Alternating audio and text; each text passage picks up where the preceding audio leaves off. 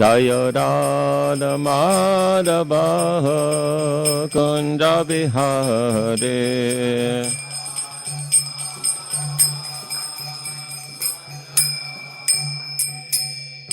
Jai Vishnupada Paramahansa Parivrajikacharya Statra Shatra Shishimadridanga Swami Bhai Charanarvind Bhaktivedanta Swami Srila Prabhupada Ki Jai Grantaraj Srimad-Bhagavatam Ki Jai Samaveta Bhakta Vrinda Ki Jai.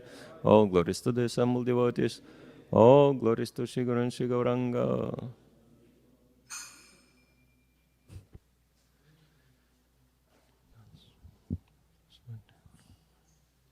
Om Gyantimirandasya Gyananjana Shalokaya Chakshurunmilitam Yana Tasmai Shri Gurave Namaha Shri Chaitanya Manobishtam Stapidam Yana Bhutare Swayam Rupakaram Mayam Dandati Swapadantikam Vachakalpatarubhyascha Kripa Sindhu Bevacha Patitanam Pavanepyo Vaishnavepyo Namo Namaha Namo Vishnu Paraya Krishna Pristaya Bhutare Simati Bhaktivedanta Swami Niti Namine Namaste Saraswati Devi Gauravani Pracharine Nirvishesha Shanyavadi Paschatya Deshatarine Shri Krishna Chaitanya Prabhu Nityananda Shri Advaita Gadadhara Shivasadi Gaur Bhakta Vrinda Hare Krishna Krishna Krishna Hare Hare Hare Rama Rama Rama Hare Hare.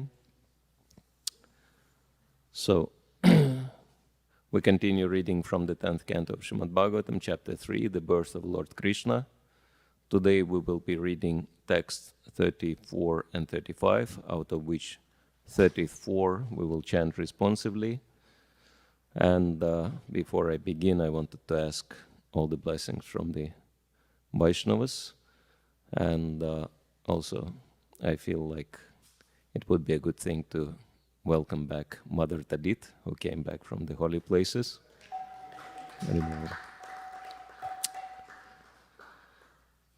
And so let's chant the invocational mantra.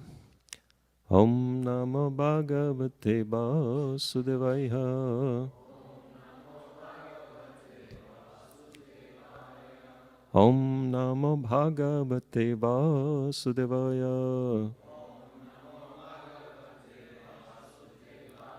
Om Namo Bhagavate Vasudevaya.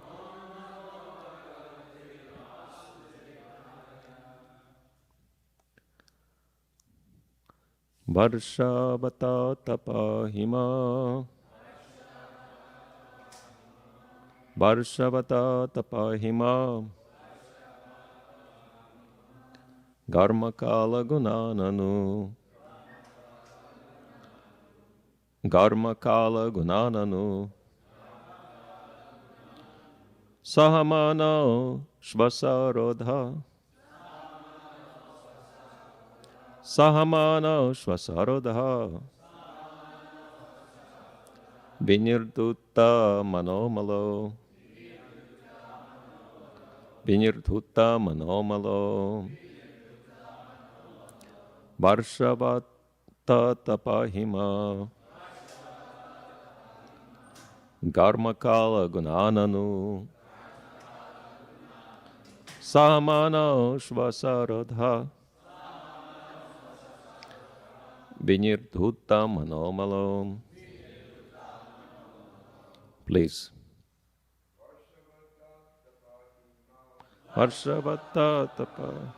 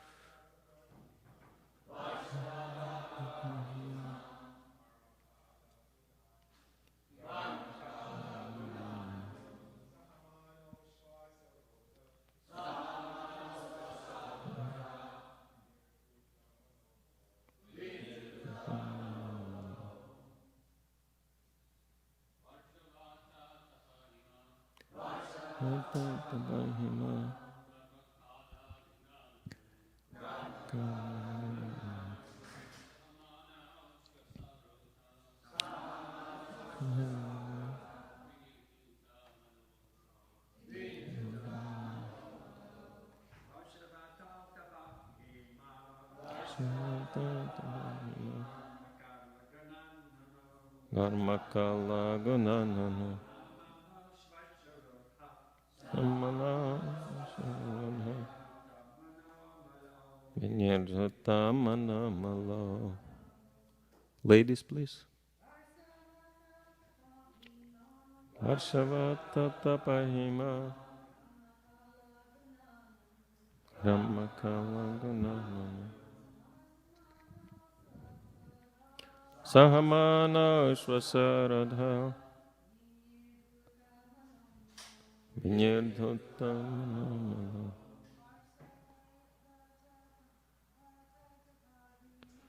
Marshavata tapahima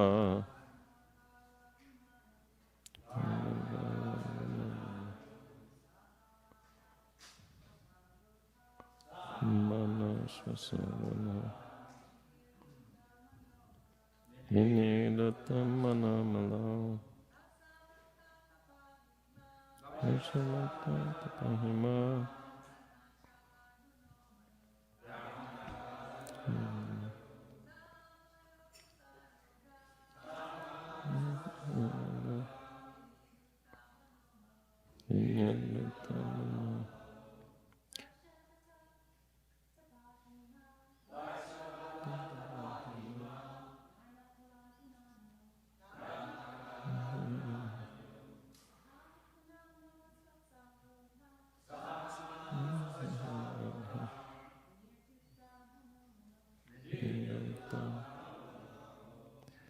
We will also read the second text, 35.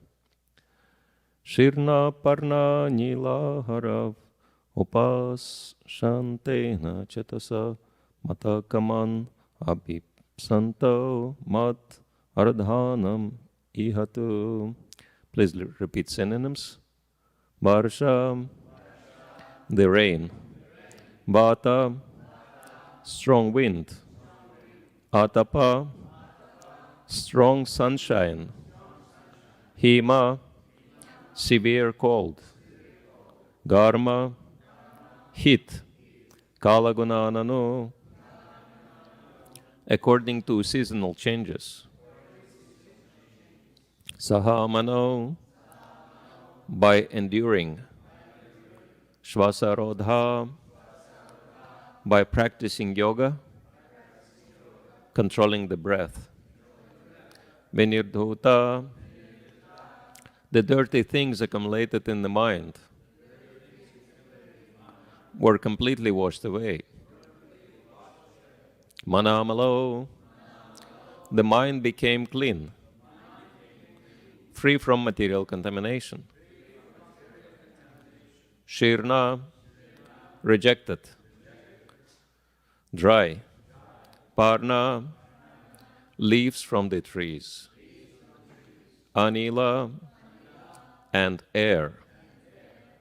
Aharo, eating. Upashantana, peaceful. Chetasa, with a fully controlled mind. Mattaha, from me. Kaman abhisanto, desiring to beg some benediction. Mat, my. Aradhanam, worship. Ihatu, you both executed. Translation and purport by His Divine Grace, A.C. Bhaktivedanta Swami, Srila Prabhupada Ki Jai. My dear father and mother, you endured rain, wind, strong sun, scorching heat and severe cold, suffering all sorts of inconvenience according to different seasons. By practicing pranayama to control the air within the body through yoga, and by eating only air and dry leaves fallen from the trees, you cleansed from your minds all dirty things. In this way, desiring a benediction from me, you worshipped me with peaceful minds. Purport. Vasudev and Devaki did not obtain the Supreme Personality of Godhead as their son very easily Nor does the Supreme Godhead accept merely anyone as his father and mother. Here we can see how Vasudev and Devaki obtained Krishna as their eternal son. In our own lives, we are meant to follow the principles indicated herewith for getting good children. Of course, it's not possible for everyone to get Krishna as his son, but at least one can try. One can get very good sons and daughters for the benefit of human society. In Bhagavad Gita, it is said that if human beings do not follow the spiritual way of life, there will be an increase of Varna Sankar population begotten like cats and dogs, and the entire world will become like hell. Not practicing Krishna consciousness, but simply encouraging artificial means to check the population will be futile. The population will increase, and it will consist of Varna Sankara, unwanted progeny. It is better to teach people how to beget children, not like hogs and dogs, but in controlled life. So this is first part of the purpose, and maybe we can say a few words about it, because it's a very interesting subject matter. Srila Prabhupada speaks many times about Garbha, Samskara, begetting Krishna conscious progeny. And we can see practically in our society how it works, that those devotees who follow the principles of Garbha Samskara, they have very wonderful children. And I see everywhere devotees have amazing children. And like in this community, Nila Madhav Prabhu, who is the second generation devotee, I don't know if he works anywhere, but seems like being in the temple, in the kirtan, this is his main occupation. And of course, he is here with his entire family, and everyone is so enthusiastic about Krishna consciousness. And so this is the result.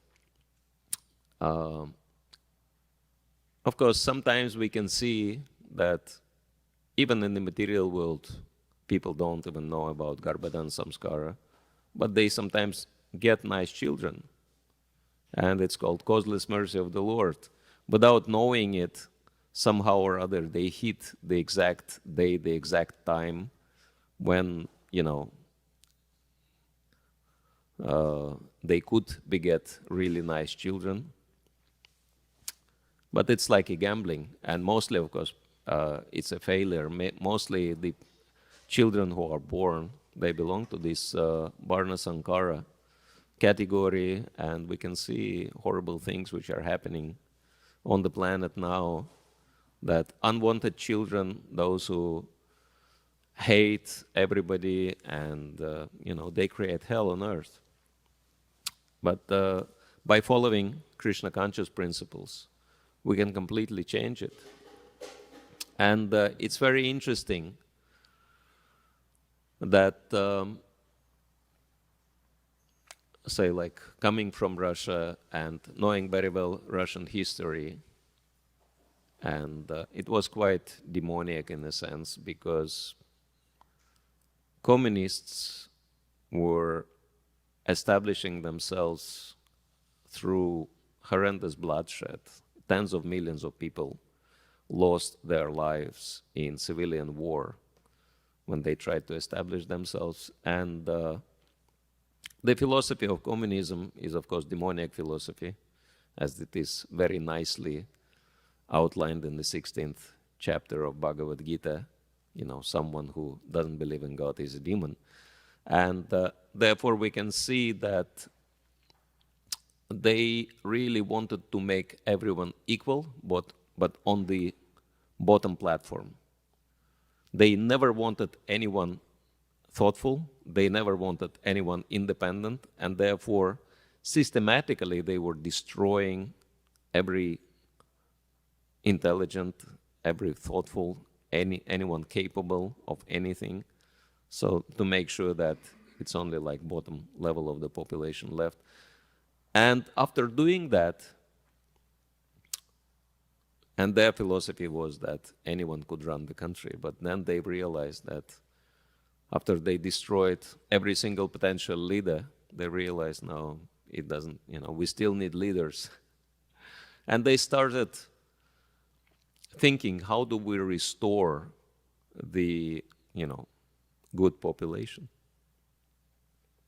And I got this information from one very old lady I spoke with, and she told me that there was a special institution developed in Soviet Russia, in communist Russia, which was particularly dedicated to the problem of creating good progeny. It was called, in a very simple way, family institution, but or institution for the family, whatever you translate, whichever way you want to translate. But it was dedicated to that specific purpose: how to restore, how to make sure that good children are born, children with good qualities, with good capacity. And they were researching everything they could. But they found the answer in Vedas. They came across Garbha Samskara. And they've decided to implement that. But unfortunately, the Second World War impeded their plans, and it never happened. But this was the most effective solution they found to restore the good population. And therefore, we can rest assured that this is the best of all the solutions. And if someone follows all the rules and regulations for Garbhadana, there will be very nice children born in those families. I know that because I have association with Grihastha devotees, and they tell me, like one Grihastha devotee, he told his first son is really exceptional personality. You could see that he is like very exalted soul. But then he got his second son, and he is not that interested in Krishna consciousness. He is not that disciplined, and etc. And he actually admitted privately, he said, for the first son, we followed very strictly all the rules for Garbhadana. But for the second one, we failed. It was an accidental conception, and the result is obvious. And even these children, they're so special that they can change the consciousness of people around them. One of my friends, he started Russian preaching in Israel, and now he lives in Mayapur. And he has two very exceptional children, and both of them are in Gurukul. And his son is only 14, and we had a retreat for the devotees for around 100 people. And he single-handedly cooked a feast for everybody at ease, which is unbelievable. And when everyone was, thanking him, he said, "Oh, it's nothing special. I'm always cooking at Gurukul." And yes, both of these children, that this devotee said, we begotten them strictly following Garbhadan Samskara, every single rule. And so the results are astonishing. And the girl, she's still quite small. When that happened, when one episode happened to her, she was only 4 years old, and she was too young to go to Gurukul, but she was insisting, she was like telling her parents that I want to go to Gurukul, I don't care if I'm small. And so they had to let her go, 4 years old. And on her own, she started chanting and doing a lot of services just because she enjoys it. And then her grandmother, she's not a devotee, but she loves her daughter and she loves her granddaughter. And so she came visiting them in Mayapur. And of course, in Mayapur, there is not a huge choice of places where you want to go. Mostly you go to the temple. And her daughter told her that, could you please take, your granddaughter and take her to the temple, because she really wants to go to the temple. And she agreed. And then when, this little girl puts a nice tilak on her forehead before going to the temple, and then she looks at her grandmother and she says, "Where is your tilak?" And, this lady says, well, and this little girl's name is Braja Lali, but everybody calls her Lali for short. And she says, well, Lali, I'm not a Hare Krishna, so I don't put tilak on. And she said, don't you understand that it's Mayapur and everyone has to wear tilak here, regardless of who he or she is? So unless you put your tilak on, I'm not walking with you. So, and this little girl forced her grandmother to put the tilak on. Of course, for her it was kind of, fun. But yeah, she was influenced. And then they walking to the temple, and this little girl very enthusiastically chants her japa. And then she looks at her grandmother, and she says, where are your beads? And the grandmother says, well, Lali, I'm not a Hare Krishna, so I don't chant. And she says, I'm embarrassed to walk with you because you don't understand the simple fact that you're in Mayapur and everyone has to chant japa in here.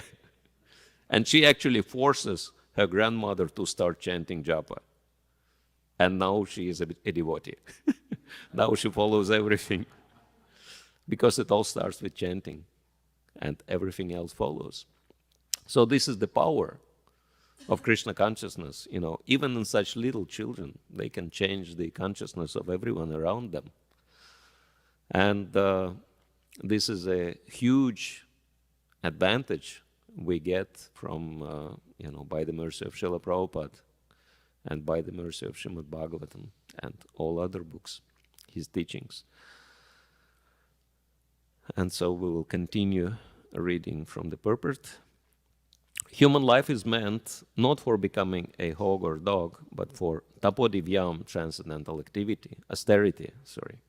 Everyone should be taught to undergo austerity, tapasya.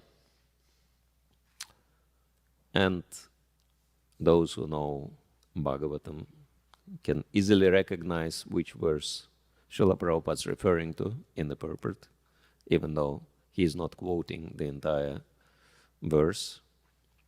This is from the teachings of Lord Rishabhadev, and those who know the verse, they can chant alone. Nayam deha deha kastam nirloke tasma kastam katam arhate vidbhujambye tapodivyam putra kayena satvam sudhetyasmat brahma sakyam tvanantam. So Lord Rishabhadev says that Nayam deha deha bhajam nirloke kastam, what's that? Kastam kaman arhate vidbhujambye.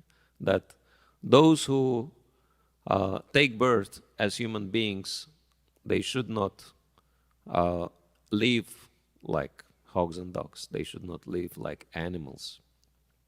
They should live like human beings. And what does it mean? Tapodivyam putrakena sattvam. They should perform divine tapasya. Divyam means divine and tapo means austerity. Divine austerity should yet, for the sake of one's own purification and yasmat brahma sokyam tvanantam, for the sake of attaining Brahma Sokyam, which means divine bliss, divine happiness. And spiritual happiness, unlike material happiness, does not depend on material circumstances and never ends. even with the end of the body. So in this way we can understand that it is within our interests to follow a discipline, because that will make us happy forever. And then Srila Prabhupada continues, although it may not be possible to undergo tapasya like that of Prishna and Suttapa, the Shastra has given an opportunity for a method of tapasya very easy to perform, the Sankirtan movement.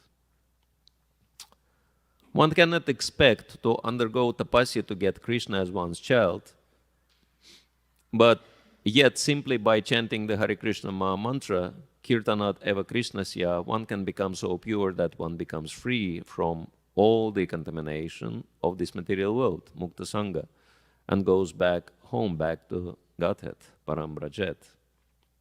The Krishna consciousness movement, therefore, is teaching people not to adopt artificial means of happiness, but to take the real path of happiness as prescribed in the Shastra, the chanting of the Hare Krishna mantra, and become perfect in every aspect of material existence.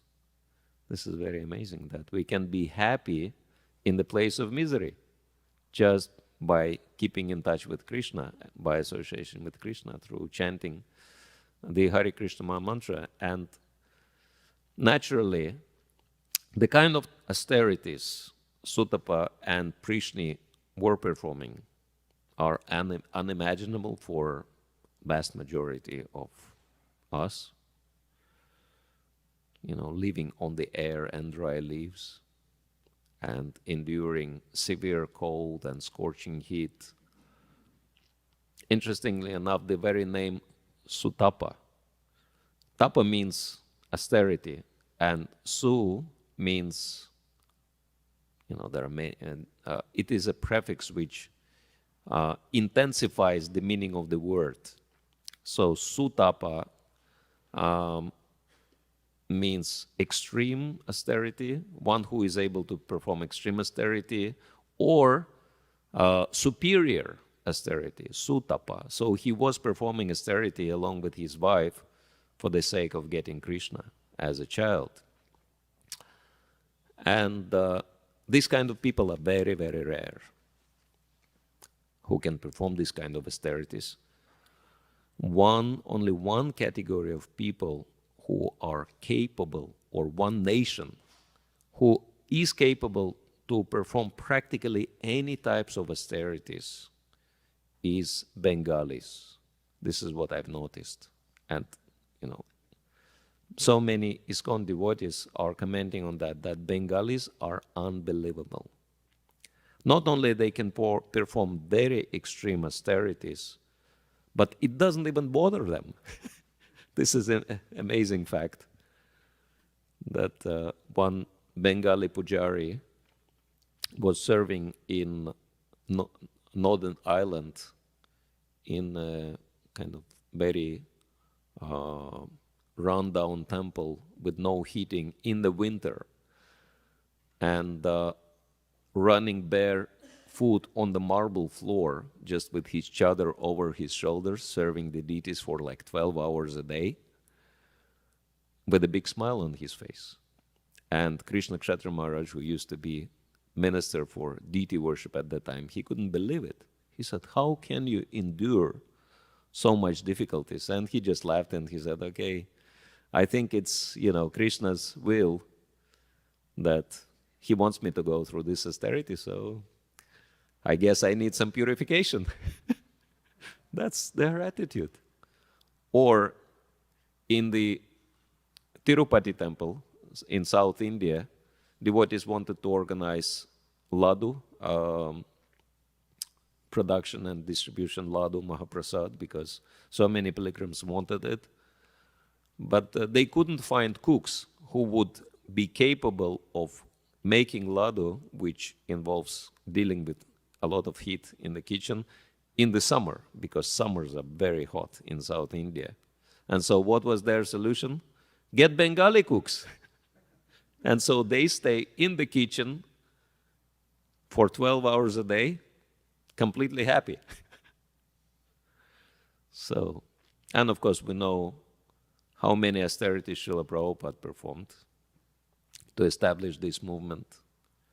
Actually, one time I came across, on my book distribution in London, I came across one man who told me that in his youth he lived at Lower East Side, and he saw Srila Prabhupada chanting, and apparently these were the times when Srila Prabhupada had zero following, nobody. He just started. And he was basically on his own, just playing kartals and singing Hare Krishna alone. And he had the text of Maha Mantra fixed somewhere behind his back so that people could follow.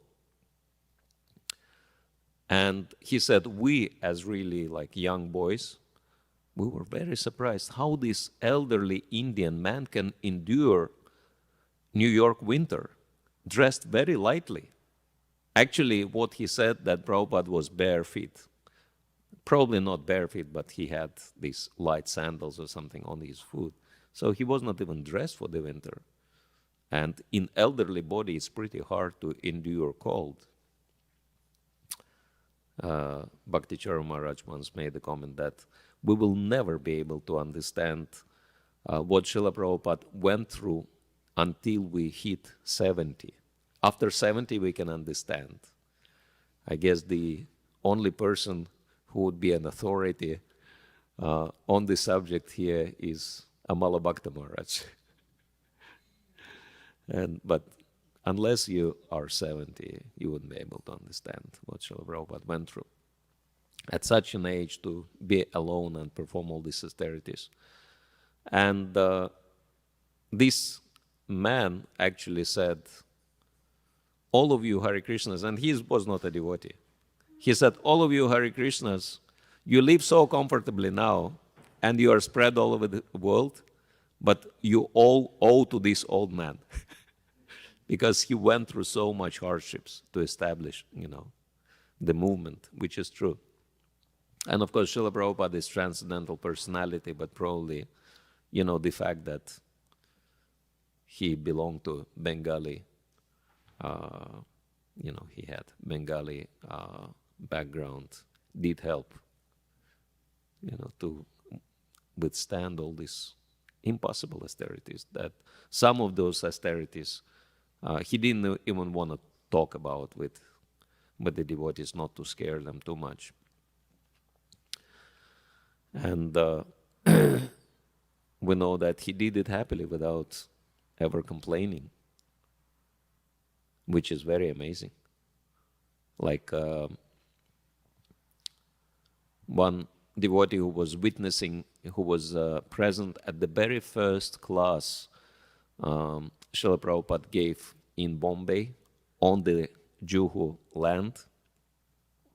He said to the devotees, look, how merciful Krishna is. We got such a nice piece of land without any difficulty. And all the devotees were like, how he can say that? But this is the perception of a pure devotee, that whatever trouble we underwent, it's all nothing comparing to the gain we have. So the difficulties were not counting. And Srila Prabhupada did it all for us. He performed so much austerity, and the only austerity really we have is to continue chanting Hare Krishna and becoming transcendentally happy.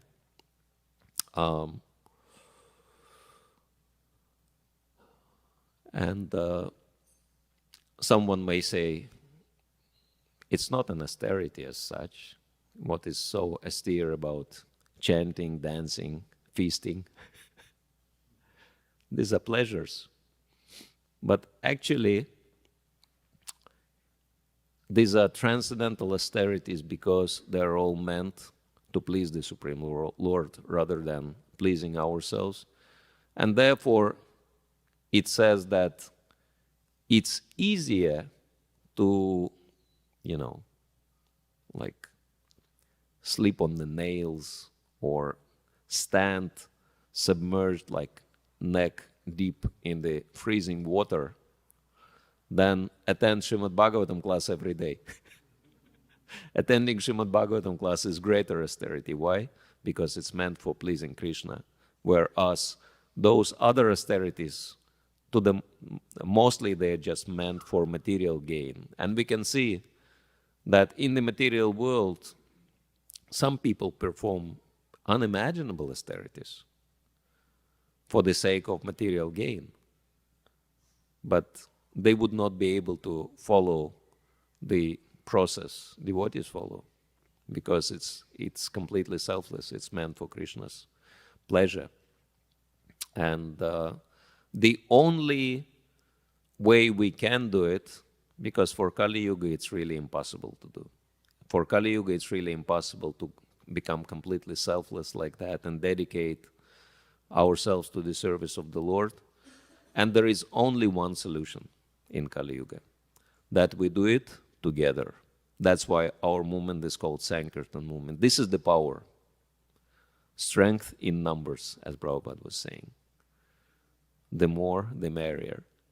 So the more devotees we have, the easier it is to serve Krishna. And of course, the example of senior leadership is very important, and therefore you can see so much enthusiasm for kirtan and preaching in this community, because the senior leadership is really amazing. That all the senior Vaishnavas, Prabhupada disciples, including very elderly, like Amala Bhakta Maharaj, they all here every single morning, dancing and singing with us, and Amal Bhakta Maharaj is jumping higher than everybody else, even though he probably is the oldest Prabhupada disciple on the planet at the moment.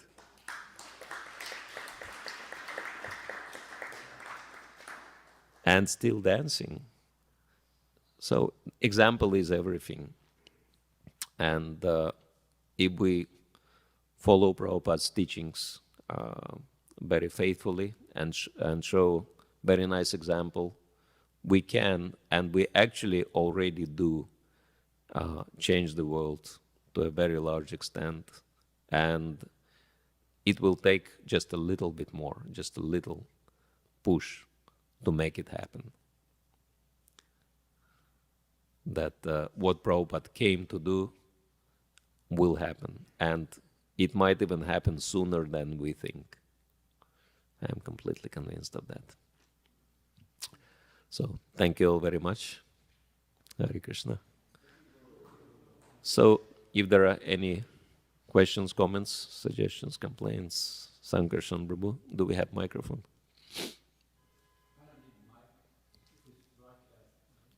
Yeah. Yeah. Yeah, broadcasting is there.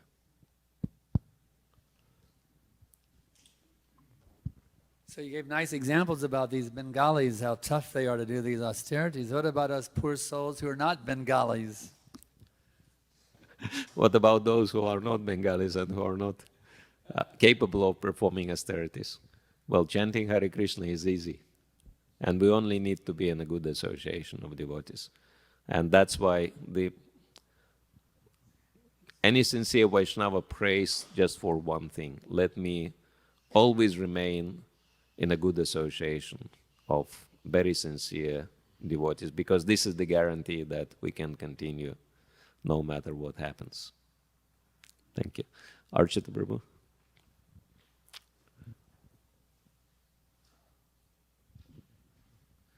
And then Sachitanoy Prabhu. Archita Prabhu was first. Hare Krishna. Thank you for a very nice class, Maharaj. Thank you, Prabhu.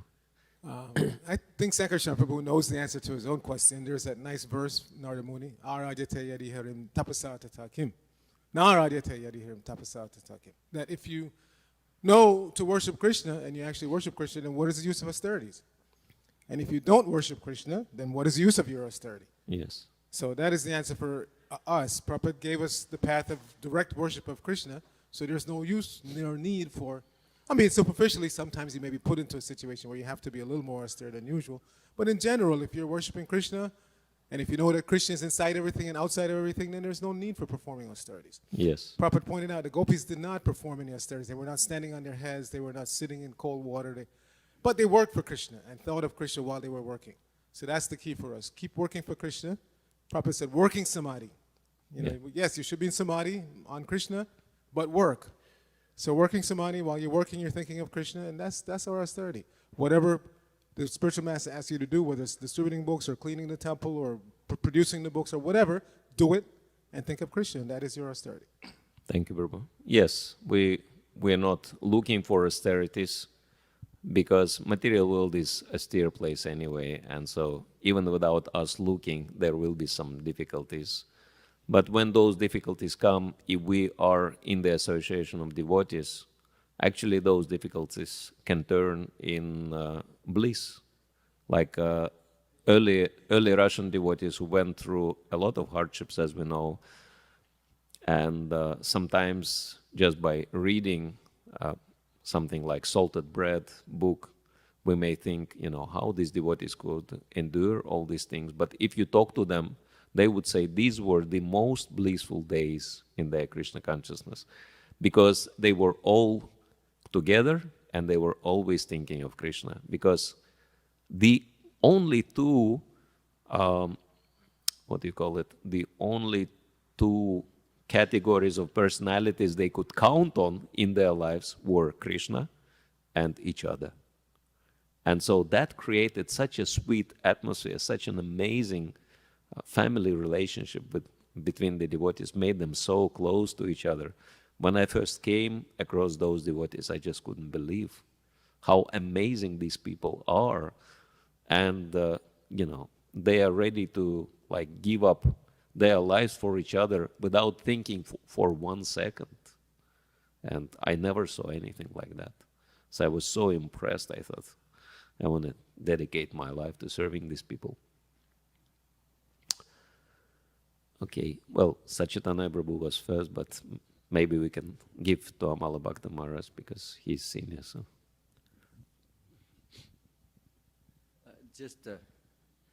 first of all, thank you very much for. Can you hear me all right?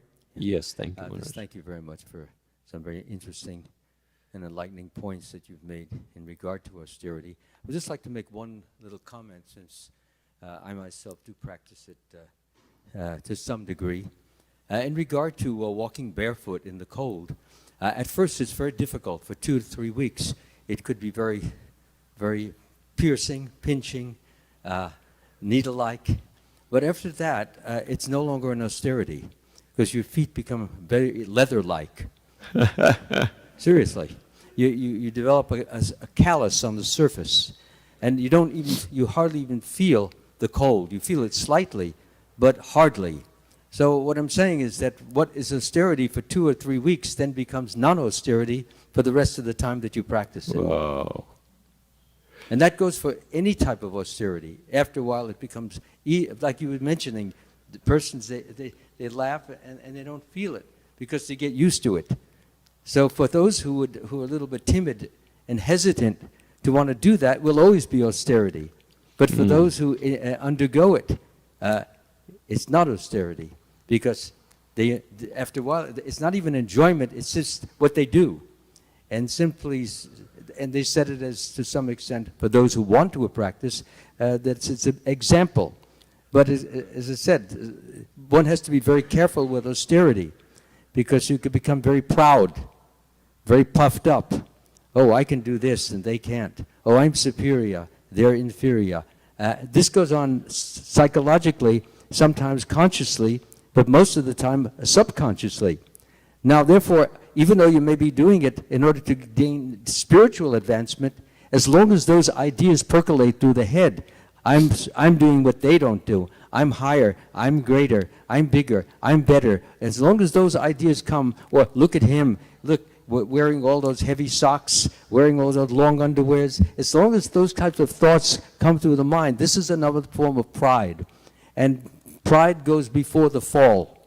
And Krishna then does some things to us or for us, which cause us to realize you're not so great, you're not so wonderful, you're not so high, I'm higher than you, I'm better, I'm bigger, so stop thinking you're great. And generally he creates a situation which puts us in a difficulty, some trouble, some tribulation, some problem, and gives you the thought that, yes, Krishna is punishing me for all my thoughts of superiority and pride and arrogance and comparing myself to others. So therefore, austerity is good, but we have to always be mindful of the fact that this tendency is there. And we need to pray very hard to Krishna to be free of it, because he can destroy it. And he destroys it by gradually chipping away at the false ego, which is basic cause of this. I'm big, I'm great, I'm wonderful, I'm better. So, and if we do that, Krishna then does give us the protection and the insulation that we need against those thoughts. And even if those type of thoughts come, you look at them with condemnation, you look at them with disgust, and therefore they stop immediately. Thank you very much, Maharaj. Yes, Maharaj reminding us about Prabhupada's statement in Nectar of Devotion that artificial austerities are not very conducive for spiritual advancement because they make the heart hard. And this is very bad. So thank you, Maharaj. Maharaj, thank you. In following, you were mentioning, in following properly Garbha Samskara, the potent and the power is there. I was considering that, I've been seeing sometimes, assuming that some grihastas or householders follow it, but I've seen some examples in which many kids sometimes did not actually came to be as they wanted to be, like nice devotees and sattvic, but it was the opposite. So could you explain that, or could you say that maybe that was previous lives also? You know, it has to do with karma, that actually did not match the style of life that the parents are living, and they just want to do the opposite? Well, the proper following or Garbha Samskara, for example, Prabhupada recommended chanting 50 rounds before the conception, and it was meant for spiritualizing our consciousness. But if someone just chants offensive 50 rounds without thinking of Krishna and just, looking forward to the sense gratification, whatever consciousness one puts in, this is what comes out, then you get sense gratifier.